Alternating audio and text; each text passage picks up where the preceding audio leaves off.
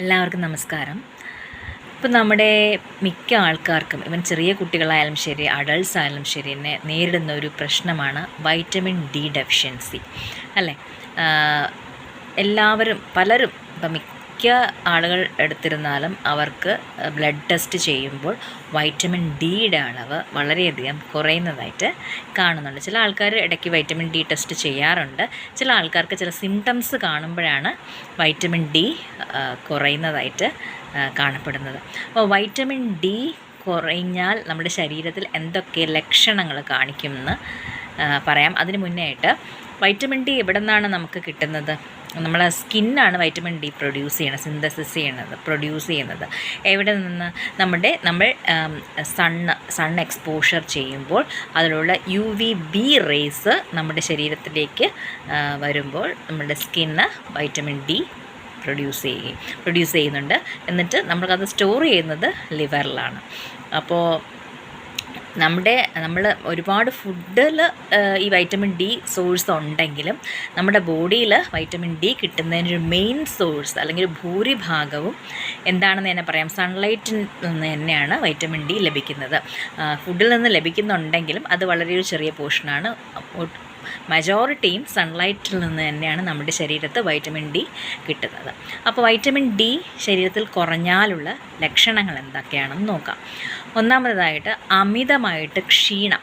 അതായത് നമ്മുടെ അധികം സ്ട്രെനുവസ് ആയിട്ടുള്ള ജോലികളൊന്നും ചെയ്തില്ലെങ്കിലും നമുക്ക് അമിതമായിട്ട് ക്ഷീണം തോന്നാം. ബോഡി ഭയങ്കരമായിട്ടും ഒരു ടയേർഡ്നെസ് ഫീൽ ചെയ്യാം.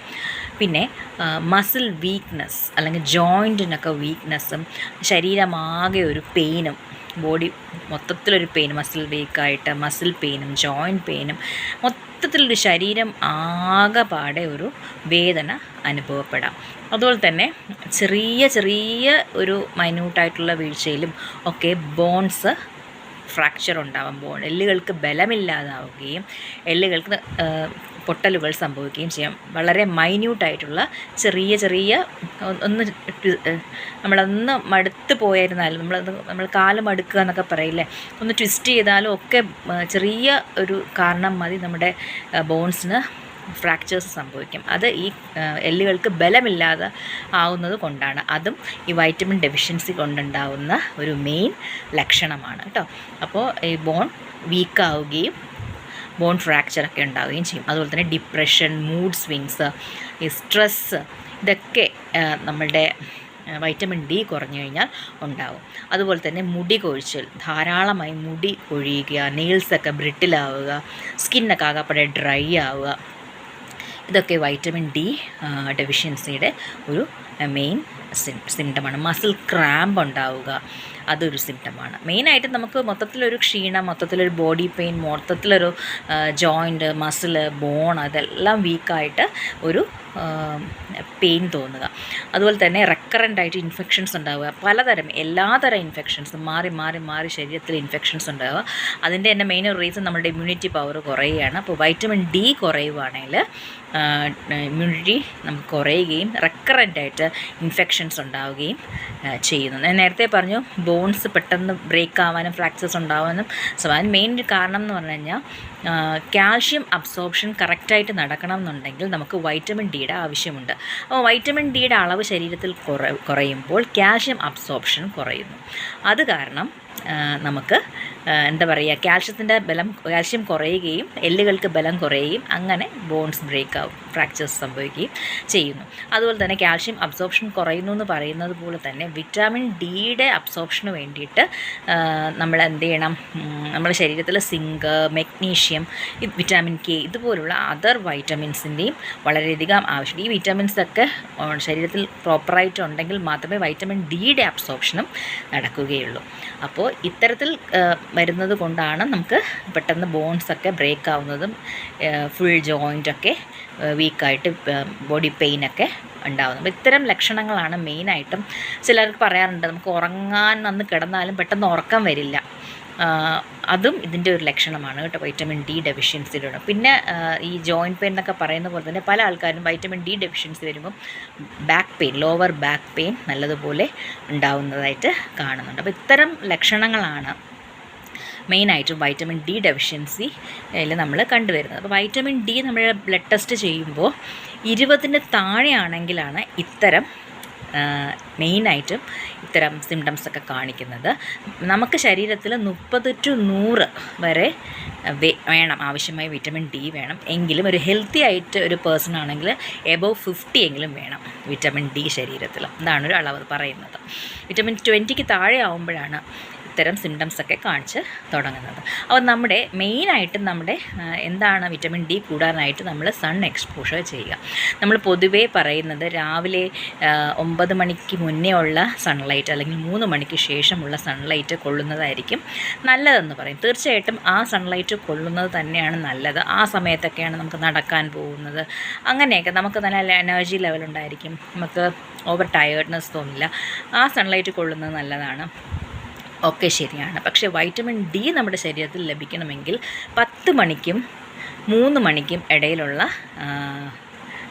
നമ്മളുടെ സൺലൈറ്റിന് കൊള്ളണം. ആ സമയത്താണ് UVB റേസ് സൺലൈറ്റിൽ നിന്നും ധാരാളമായിട്ട് വരുന്നത്. സണ്ണിൻ്റെ ഇത് പീക്കായിട്ട് UVB റേസ് ധാരാളമായിട്ട് വരുന്നത് ആ സമയത്താണ്. അപ്പോൾ മാത്രമേ നമുക്ക് ശരീരത്തിലേക്ക് പ്രോപ്പറായിട്ട് വൈറ്റമിൻ ഡി കിട്ടത്തുള്ളൂ. മറ്റ് മുന്നേ കൊള്ളുന്നത് നല്ലതാണ്, പക്ഷേ വൈറ്റമിൻ ഡി നമ്മുടെ ശരീരത്തിൽ അത്യാവശ്യമായിട്ട് വേണമെന്നുണ്ടെങ്കിൽ ഈ സമയത്തുള്ള വെയിൽ കൊള്ളുന്നതാണ് നല്ലത്. പക്ഷേ നമ്മൾ ശ്രദ്ധിക്കുക, ദിവസവും നമ്മളൊരു 10 തൊട്ട് 15 മിനിറ്റ് വരെ ഈ 10നും 3നും ഇടയ്ക്കുള്ള സമയത്തുള്ള വെയിൽ കൊണ്ടാൽ മതി. ഞാൻ ഈ പറയുന്നത് ഈ സമയത്ത് ചൂട് വളരെ പീക്കായിരിക്കും. അപ്പോൾ അത് കൊള്ളുന്നത് കൊണ്ട് പല പ്രശ്നങ്ങളും ഉണ്ടാവാം, ഇല്ലേ? നമ്മൾ സൺ ടാൻ ഉണ്ടാവാം, സ്കിന്നിന് ഇഷ്യൂസ് ഉണ്ടാവാം, തലവേദനയുള്ളവർക്ക് പ്രശ്നം ഉണ്ടാവാം, കണ്ണിൻ്റെ പ്രശ്നമുള്ളവർക്ക് ഇഷ്യൂസ് ഉണ്ടാവാം. ഇത്തരത്തിലുള്ള ഒരുപാട് പ്രശ്നങ്ങളുള്ള ആൾക്കാരുണ്ട്. അപ്പോൾ അങ്ങനെയുള്ള ആൾക്കാർക്ക് ഈ ഒരു സമയത്ത് പോയി വെയിൽ കൊള്ളുക എന്നുള്ളത് വളരെ ബുദ്ധിമുട്ടുള്ള ഒരു കാര്യമാണ്. നമുക്ക് ചെയ്യാൻ പറ്റുന്നത് നമ്മുടെ വീട്ടുമുറ്റത്ത് തന്നെ നമുക്ക് വെയിൽ അടിക്കുന്ന ഭാഗങ്ങളുണ്ടാവുമല്ലോ, വീടിൻ്റെ പരിസരത്ത് തന്നെ. ആ ഒരു വെയിൽ നമ്മൾക്ക് പുറത്തുള്ളൊരു എക്സ്പോഷർ കൊടുക്കുന്നതിനെക്കാട്ടിലും നമുക്ക് വീട് മുറ്റത്ത് കിട്ടുന്ന ചെറിയ വെയിലൊക്കെ ഇല്ലേ, ആ വെയിലൊക്കെ കൊള്ളാൻ ശ്രമിക്കുക. നമ്മൾ ഒരുപാട് ലോങ്ങർ ഡ്യൂറേഷൻ നിൽക്കേണ്ട, ജസ്റ്റ് ഒരു 10 മിനിറ്റ് നിന്ന് കൊണ്ടുപോകണം, അത് മതിയാവും നമുക്ക് കേട്ടോ. അപ്പോൾ തീരെ സെൻസിറ്റീവ് ഉള്ള ആൾക്കാരാണെന്നുണ്ടെങ്കിൽ അതും വേണ്ട. നമുക്ക് ജനലിൻ്റെ സൈഡിൽ നിന്നും ബാൽക്കണിയുടെ സൈഡിൽ നിന്നൊക്കെ ചെറിയ വെയിൽ കിട്ടത്തില്ലേ, അതെങ്കിലും നിങ്ങൾ അറ്റ്ലീസ്റ്റ് കൊള്ളാനായിട്ട് ശ്രമിക്കുക. അല്ല ഇത്തരം പ്രശ്നങ്ങളൊന്നും ഇല്ലാത്തവരാണെങ്കിൽ നമുക്ക് ഈ ഒരു സമയത്ത് ഏതെങ്കിലും ഒരു സമയം ഒരു 15 മിനിറ്റ്സ് സൺ എക്സ്പോഷർ കൊടുക്കുക. അപ്പോൾ നമ്മുടെ ശരീരത്തിലേക്ക് ആവശ്യമുള്ള വൈറ്റമിൻ ഡി കിട്ടും. തീരെ സെൻസിറ്റീവ് ഉള്ള ആൾക്കാരാണെങ്കിൽ ഡയറക്റ്റ് എക്സ്പോഷർ വേണ്ട, ചെറിയ ഈ ജനലിൽ നിന്നൊക്കെ വരുന്ന അത്തരത്തിലുള്ള സൺ കിട്ടിയാൽ മതി. അതും പറ്റാത്ത ആൾക്കാരാണെന്നുണ്ടെങ്കിൽ നമ്മൾ ഫുഡ് സോഴ്സ് നോക്കണം. ഫുഡ് സോഴ്സ് കൊണ്ട് മാത്രം പറ്റില്ലെങ്കിൽ വൈറ്റമിൻ ഡി അടങ്ങുന്ന സപ്ലിമെൻറ്റ്സ് എടുക്കണം.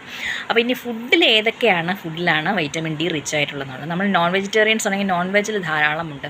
എഗ്ഗിൻ്റെ യോക്കിൽ, മീറ്റിൽ, പിന്നെ നമ്മൾ ഫിഷിൽ omega-3 ഫാറ്റി ആസിഡ്സ് ഇറങ്ങുന്ന ഫിഷിൽ, സാൽമൺ, ട്യൂണ, മാക്രൽ, അങ്ങനെ ചാള, നെത്തോലി അതുപോലത്തുള്ള ഫുഡിലൊക്കെ നമുക്കിതുണ്ടാവും. എന്താ പറയുക, വൈറ്റമിൻ ഡി റിച്ച് സോഴ്സാണ്. മുട്ട, പിന്നെ പാലിൻ്റെ ഉൽപ്പന്നങ്ങളും ഇതിലെല്ലാം തന്നെ വൈറ്റമിൻ ഡി റിച്ച് സോഴ്സാണ്.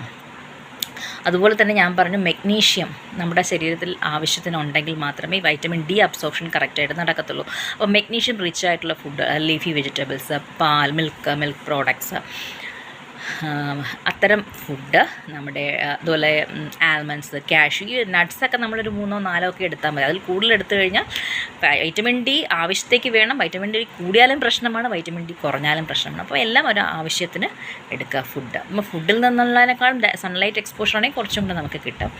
അല്ലാത്തവരാണെങ്കിൽ ഇത്തരം ഫുഡിൽ വഴി നമുക്ക് കിട്ടാനായിട്ട് ശ്രദ്ധിക്കുക. പിന്നെ മഷ്റൂമിൽ ഒരു നല്ല വൈറ്റ് മഷ്റൂംസിൽ നല്ല വൈറ്റമിൻ ഡി കിട്ടും കേട്ടോ. ഒത്തിരി വൈറ്റമിൻ ഡി വൈറ്റ് മഷ്റൂംസിൽ കിട്ടും. അവക്കാഡോയിൽ, അതുപോലത്തുള്ള കാഷ്യൂ, പീനട്ട്സ്, ആൽമണ്ട്സ് പോലത്തുള്ള നട്ട്സിലൊക്കെ കുറച്ച് വീതം കഴിക്കാവുന്നതാണ്. പിന്നെ സോയാ മിൽക്കിൽ ധാരാളം വൈറ്റമിൻ ഡി ഉണ്ട്. പിന്നെ ബട്ടർ മിൽക്ക്, ഇതിലൊക്കെ വൈറ്റമിൻ ഡി അടങ്ങിയിട്ടുണ്ട് കേട്ടോ. അപ്പോൾ ഇത്തരം ഫുഡുകളൊക്കെ നമ്മളുടെ ഇതിൽ ഉൾപ്പെടുത്തുക, ഡയറ്റിൽ ഉൾപ്പെടുത്തുക. പിന്നെ സൺ എക്സ്പോഷർ ഈ സമയത്തൊക്കെ ചെയ്യുക. പറ്റുന്ന ആൾക്കാർ ഞാൻ പറഞ്ഞ രീതിയിൽ ചെയ്യുക. ഇതൊക്കെയാണ് ഞാൻ പറഞ്ഞത്. പിന്നെ നമ്മളുടെ മെഗ്നീഷ്യം മെയിനായിട്ട് ബനാനയിലുണ്ട് കേട്ടോ. ബനാന കഴിക്കുന്ന വഴി നമ്മുടെ ശരീരത്തിൽ മെഗ്നീഷ്യം എത്തുകയും അപ്പോൾ അതുവഴി നമുക്ക് വൈറ്റമിൻ ഡി അബ്സോർപ്ഷൻ കിട്ടുകയും ചെയ്യും കേട്ടോ. അപ്പോൾ മെഗ്നീഷ്യം നല്ലതായിട്ടുള്ളതൊരു സോഴ്സാണ് ബനാന. അപ്പോൾ ഇത്തരം ഫുഡ് ഡയറ്റിലൂടെയും നമ്മളുടെ സൺ എക്സ്പോഷറിലൂടെയൊക്കെ നിങ്ങൾ വൈറ്റമിൻ ഡി നമ്മുടെ ശരീരത്തിലെത്തും. അപ്പോൾ എല്ലാവരും ഇതൊന്ന് നോക്കിക്കോളൂ. ഇത്തരം ഫുഡ് അല്ലെങ്കിൽ നമുക്കിതൊന്നും തീരെ പറ്റാത്ത ആൾക്കാരാണെന്നുണ്ടെങ്കിൽ നമ്മൾ തീർച്ചയായിട്ടും ഒരു ഡോക്ടറിനെ കണ്ട് വൈറ്റമിൻ സപ്ലിമെൻറ്റ്സ് എടുത്തിരിക്കണം. ഏതെങ്കിലും ഒരു റൂട്ട് വഴി നമുക്ക് വൈറ്റമിൻ ഡി കിട്ടിയിരിക്കണം. ഇതൊന്നും പറ്റാത്തവരാണെങ്കിൽ സപ്ലിമെൻ്റ് എടുക്കുക. അതാണ് ഇതിൻ്റെ ഒരു സൊല്യൂഷൻ എന്ന് പറയുന്നത്. അപ്പോൾ എല്ലാവർക്കും ഇഷ്ടമായി വിചാരിക്കുന്നു. Thank you. Have A nice day.